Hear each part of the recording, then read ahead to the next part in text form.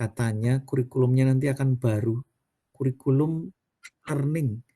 Kemudian ada juga yang menyatakan, apa istilahnya Pak Wawan, kurikulum full karena mindful, meaningful, dan Mindful, joy. meaningful. Nah, mari kita lihat bersama Bapak Ibu. Saya coba browsing sederhana saja menggunakan Google. Ternyata kalau kita masukkan ini sudah langsung dapat informasi ini, bahwa ternyata yang sedang rame, baik itu di obrolan luring maupun di medsos-medsos yang tanpa sengaja kita mendengar, melihat, ini yang disebut deep learning itu bukan kurikulum, Bapak Ibu. Ini sudah disampaikan sendiri oleh Bapak Menteri. Dalam hal ini, deep learning itu sebetulnya pendekatan belajar, termasuk full ini kalau versi media massa yang teratas ya. Kemudian di media massa yang lain juga kurang lebih sama, bahwa deep learning ini bukan kurikulum. Deep learning itu pendekatan belajar. Keingintahuan saya ini kemudian saya salurkan lewat kanal YouTube. Kemudian saya mendapati satu buah channel yang dalam hal ini memberikan gambaran.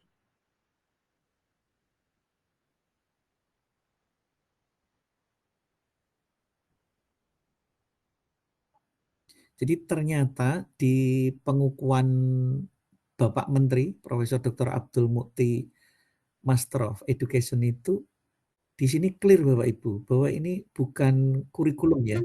Adapun orasi ilmiah yang disampaikan pada saat beliau menjadi guru besar itu menyebutkan, mari kita simak sebentar saja.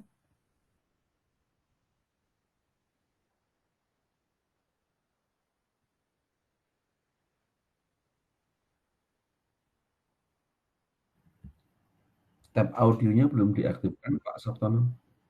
Ya, baik. Mohon maaf ini audionya tidak sampai, tapi nanti Bapak Ibu bisa mencari ini. Karena saya googling tadi juga ternyata langsung muncul gitu.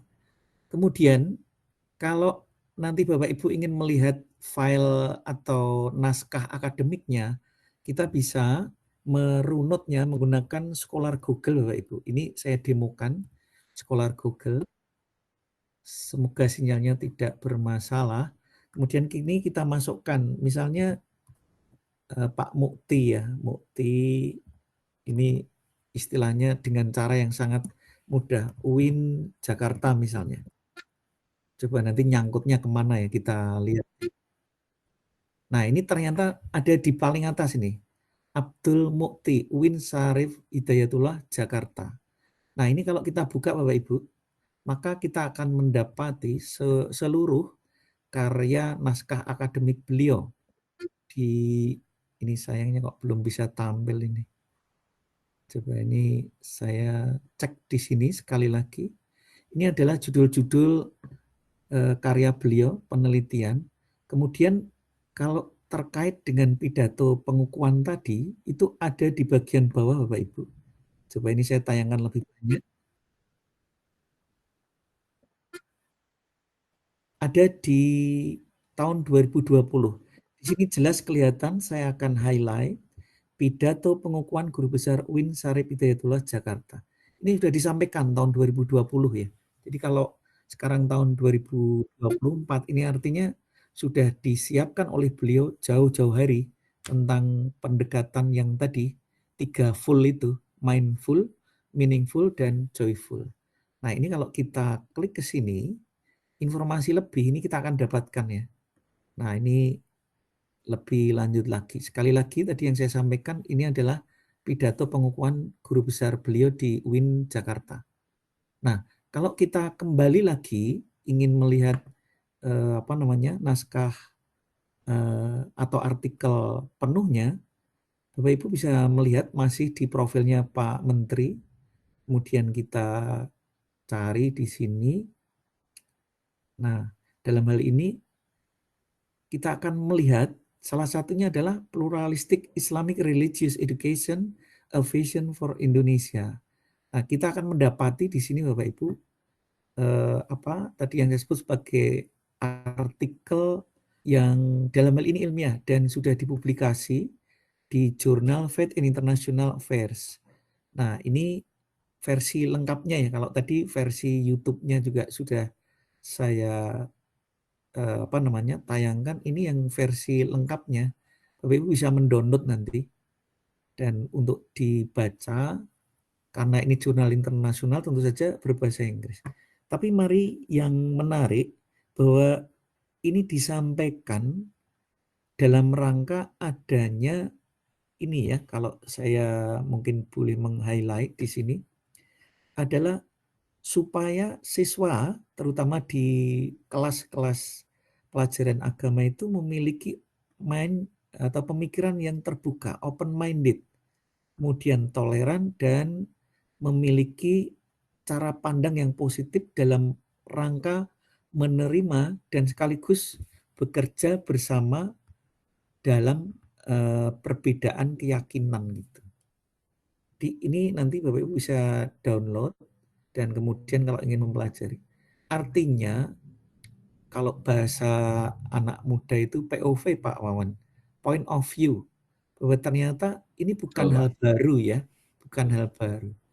Nah, dari rangkaian yang tadi saya sampaikan, Bapak Ibu, mulai dari YouTube, kemudian saya kunjungi profilnya Pak Menteri di Scholar Google, saya baca di abstrak-abstrak yang beliau tulis, Bapak Ibu bisa mirsani di sini.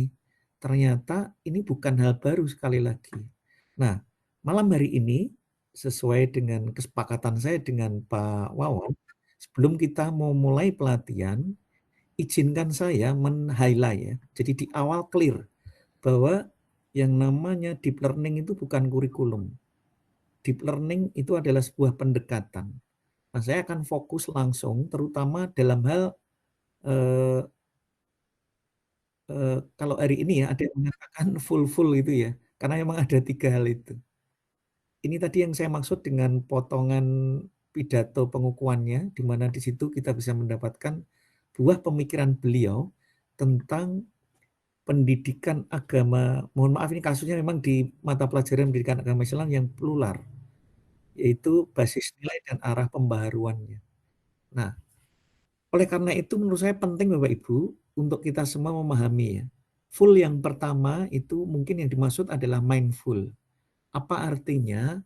Dalam hal ini siswa kita baik di aras TK, SD, SMP, SMA, SMK itu bisa menerima perbedaan tanpa digeneralisasi. Yang kedua, posisi kita sebagai guru di sekolah kita masing-masing itu harus memandu siswa untuk melihat berbagai perspektif. Selanjutnya ini bagian pentingnya di dalam pembelajaran dengan pendekatan deep learning, terutama basis yang pertama atau full pertama, mindful, itu adalah mampu mendorong critical thinking sebagai pilihan mandiri, terutama yang harapannya ini terjadi pada siswa yang sedang belajar. Kemudian ini juga merupakan poin yang saya anggap sangat penting, yaitu mampu menghargai dan menerima perbedaan. 5 hal penting ini sebagai roh ya. Sekali lagi ini saya ambil dari pidato pengukuhan guru besar beliau. Karena memang kita juga belum tahu sebenarnya kurikulum yang akan datang itu seperti apa. Selanjutnya, yang kedua, kalau tadi saya menyebut mindful itu yang pertama, yang kedua adalah meaningful Bapak Ibu, pembelajaran yang aktual, kontekstual, ada di sekitar kehidupan siswa, dan harapannya di dalam proses pembelajaran yang meaningful itu yang bagaimana yang menjawab pertanyaan siswa atau murid. Berikutnya juga tidak kalah penting, saya belajar sesuatu itu mampu tidak bahwa apa yang sudah saya pelajari itu akan menjadi bekal hidup di masa depan. Nah ini yang juga perlu kita garis bawahi, setidaknya sampai malam hari ini, sambil nanti kita menunggu sebetulnya juknis yang diharapkan oleh pemerintahan yang baru ini itu seperti apa? Yaitu memberi makna di dalam proses pembelajaran. Maka kata meaningful itu sebetulnya dari yang keempat ini. Harus bermakna. Pembelajaran yang bermakna. Nah, kemudian yang ketiga, full yang ketiga itu adalah joyful. Seperti apa? Saya kira ini bukan barang baru. Harapannya di kelas-kelas kita, suasana pembelajarannya menyenangkan. tidak ada tekanan, tidak ada kekerasan. Kemudian saya juga hati-hati mengutip di pidato pengukuhan besar beliau itu menyebutkan Paikem Gembrot. Kemudian saya lacak, P-nya adalah pembelajaran, A-nya adalah aktif, interaktif, kemudian komunikatif, edukatif, M-nya adalah menyenangkan. Kemudian beliau juga menyebut Paikem Gembrot. Gembrotnya apa? Gembira dan berbobot. Kemudian yang tidak kalah penting di makna joyful ini adalah bagaimana kita semua sebagai Bapak Ibu guru yang mendapatkan amanah berdiri di depan kelas sesuai dengan jadwal kita dan tentu saja dengan batas-batas kewenangan yang kita miliki itu harus bisa menciptakan lingkungan belajar yang aman dan nyaman. Ini 3 hal Bapak Ibu, saya akan ulangi lagi dari awal bahwa deep learning itu bukan kurikulum. Di dalam deep learning itu, kalau di dalam pidato ini, beliau arah perubahan yang diharapkan harus memiliki 3 hal apa saja. Yang pertama adalah mindful, yang kedua adalah meaningful, yang ketiga adalah joyful. Nah, kalau dulu di tahun 2000-an itu sebenarnya Paikem ini sudah sempat booming ya. Nah, seperti apa nanti kita tunggu saja. Mungkin yang paling penting adalah kalau kemarin kita sudah belajar, kemudian berupaya menerapkannya di kelas-kelas kita, pembelajaran yang diferensiasi, terdiferensiasi, dan seterusnya, yang harus kita siapkan bukan ini kok ganti lagi ya, tetapi resilient. Bahwa kita itu mau dimohonkan menerapkan kebijakan seperti apa, kita siap ya. Dalam kondisi apapun. Karena sekali lagi guru adalah pembelajar sepanjang hayat. Selanjutnya Bapak Ibu, perlu juga kita garis bawahi, 3 hal itu bisa saja terwujud manakala kita dalam hal ini menerapkannya itu dengan selalu mengorientasikan pada siswa, yaitu apa? Fokus pada motivasi intrinsiknya, bagaimana siswa bisa mendalami ilmu yang kita sampaikan, memanfaatkan keberagaman sumber belajar. Nah, ini juga sangat penting ini yang keempat. Basisnya adalah growth mindset dan lifelong learning. Artinya apa? Yaitu perkembangan pemikiran dan pembelajaran sepanjang hayat, lifelong learning. Menarik Bapak Ibu, sehingga kalau nanti memang harus istilahnya diganti tentang nama, tentu saja kita nunggu saja seperti apa, yaitu kurikulumnya kemungkinan adalah kurikulum yang terintegrasi ya. Sekali lagi tentang nama kita semua belum tahu karena memang belum diterapkan atau belum dirilis tepatnya. Yang terintegrasi itu maksudnya apa? Yang pendidikan formal dan masyarakat ini terintegrasi. Contoh kalau di pembelajaran agama Islam, maka ya di masjid, ya di musola, ya di sekolah, majelis taklim. Kemudian fokusnya itu pada esensi, bukan untuk menyeragamkan ya. Kalau di agama itu ada mazhab yang berbeda. Nah kalau di sini diseragamkan. Kalau kemarin seragam, kalau sekarang malah tidak. Saling menghargai. Kemudian yang terpenting kalau di dalam pidato beliau itu membekali murid dengan hikmah ibadah. Ini penekanannya ada di sana. Kemudian bagaimana dengan penilaiannya gitu. Atau assessment-nya ya kalau di kurikulum kemarin itu. Evaluasi ini ditujukan untuk meningkatkan kualitas pembelajaran yang pendekatannya adalah tadi deep learning dengan domain 3 mindset tadi ya, meaningful, mindful, meaningful, dan joyful. Kemudian mengurangi dominasi penilaian kognitif. Nah, seperti apa? Ya, mari kita tunggu saja. Saya kira itu sebagai pengantar Bapak Ibu. Nah, di kesempatan ini saya ingin menyampaikan permohonan maaf dari Bapak Ketua, Bapak